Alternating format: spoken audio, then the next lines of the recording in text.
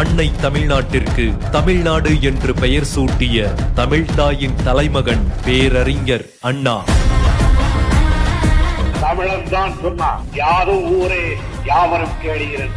அறிவு எங்கிருந்து வந்தாலும் அதை ஏற்றுக்கொள்ள தமிழன் தயாராக இருக்கிறான். ஆனால் இடம் உயர்ந்தது என்பதாலே அது அறிவுடையது என்ற தத்துவத்தை தமிழர் ஒப்புக்கொள்ள மாட்டார். ஆரிய மாயை அகற்ற பேச்சாயுதம் எழுத்தாயுதம் ஏந்தியவர் பேரறிஞர் அண்ணா.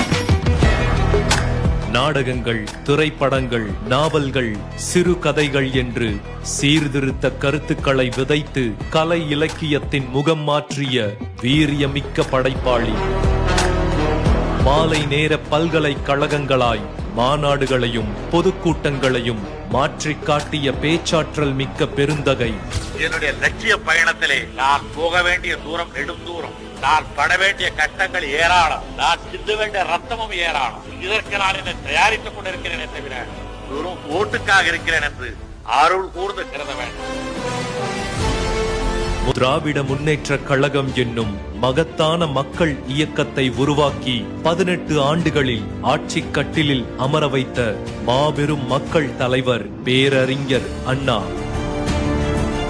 இந்தி திணிப்பு என்னும் இருட்டு இந்தியாவை சூழ்ந்தபோது தமிழகத்தை சூழாமல் தடுத்து நிறுத்தியவர் அறிஞர் அண்ணாதான்.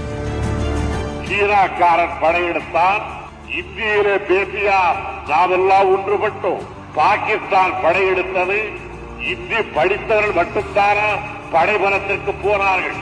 போனவர்களிலே பல பேருக்கு இந்தி தெரியாது என்பது மட்டுமல்ல, பிடிக்க கூட செய்யாது.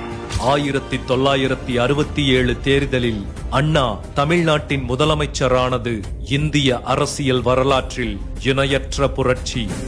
முதலமைச்சரானதும் சுயமரியாதை திருமணத்துக்கு சட்ட அங்கீகாரம், இருமொழிக் கொள்கை தீர்மானம், தமிழ்நாடு பெயர் சூட்டல் என்று 3 புரட்சிகளை நடத்தி காட்டினார்.